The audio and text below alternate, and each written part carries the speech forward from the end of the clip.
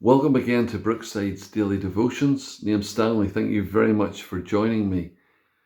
The coronation chair is known historically as St. Edward's chair or King Edward's chair. It's an ancient wooden chair in which British monarchs sit when they're invested with regalia and crowned at their coronation. And here we're reminded of the throne that is used, this special chair, this coronation chair, which is really a throne. And the coronation chair was first used in the coronation ceremony in 1308, when King Edward II was crowned.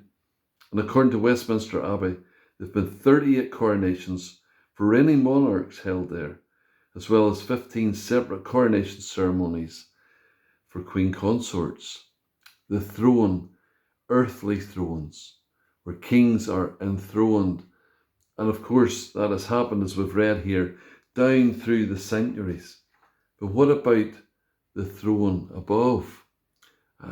Isaiah chapter 6 reminds us of the awesomeness of God, as I turn to it today, to think about the throne that is above all other thrones. In the year that King Uzziah died, and here he is, the prophet Isaiah says, I saw the Lord sitting upon a throne, high and lifted up, and the train of his robe filled the temple.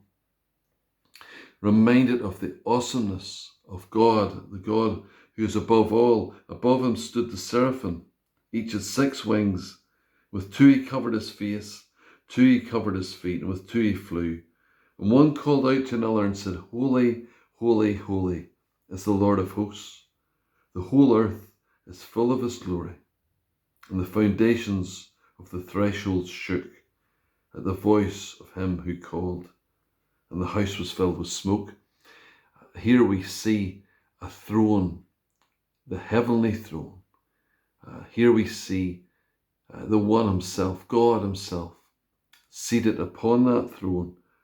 And reminded today of the one who is all-powerful, the one who is in control of this world, and not some earthly throne, though that may be important for some people, and certainly important within our own context at times, but reminded of the throne, and the throne of judgment in Revelation chapter 20 and verse 11, for it says, Then I saw a great white throne, and him who was seated on it, and from his presence earth and sky fled away, and no place was found for them.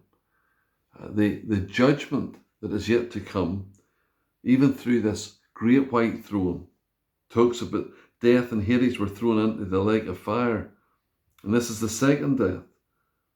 And if anyone's name was not found written in the book of life, he was thrown into the lake of fire. A throne of judgment, a throne that will come one day for each and every individual in this world. And those who come before that throne, only those who know Christ, love Christ, have been accepted by Christ, and know his righteousness, will come with gladness before that throne. There's a lovely hymn that says, I want to read it today, there is a higher throne. And it was really based, some of it, around the book of Revelation and the book, chapter 21. Let me just read to you these few verses first of all, before we think of the hymn, there is a higher throne. Then I saw a new heaven and a new earth, Revelation 21 and verse 1. For the first heaven and the first earth had passed away, and the sea was no more. And I saw the holy city, the new Jerusalem, coming down out of heaven from God, prepared as a bride, adorned for her husband. Isn't this lovely? This is God coming to his people. And I heard a loud voice from the throne saying, Behold, the dwelling place of God is with man. And that's something as a believer we can trust in today. And the dwelling place of God is with man. He will dwell with them, and they will be his people, and God himself will be with them as their God. He will wipe away every tear from their eyes, and death shall be no more, neither shall there be mourning, nor crying, nor pain any more, for the former things have passed away. In this hymn, there is a higher throne than all this world has known, where faithful ones from every tongue will one day come. Revelation 7 talks about that. from every nation, different tribes, different tongues, with faithful ones from every tongue, will one day come. Before the Son will stand, Jesus himself, made faultless through the Lamb, through his death, through his precious blood. Believing hearts find promised grace. Salvation comes. I wonder today, if you're a Christian today, just this joy of knowing Christ in your own heart. Salvation comes when one day we will be before that throne, worshipping the Lamb. Wonder as I read these words, do you know, will you be there? Are you sure that you will be there? Or will there be that day of judgment where you will have to be separated from Christ, separated from this home, as it says here, and there will find our home, our life before the throne. We'll honour him in perfect song, where we belong, not because of what we have done, but because of what Christ has done for us. And what I just read in Revelation 21, he'll wipe each tear-stained eye, as thirst and hunger die.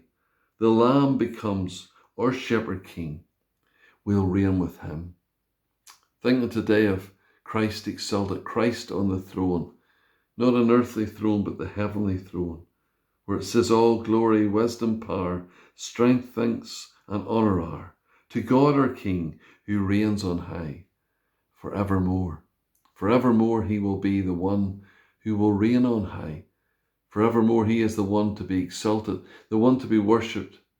And if you don't know him today, you can come to know Christ as your Saviour, even now, even repenting of your sin, turning away from your sin, turning towards the one who is enthroned, the one who is seated on high, the one who is to be worshipped forever and ever. Do you know that King today? Do you know the King of Kings and the Lord of Lords, the only Redeemer of God's elect, the only one who can save us?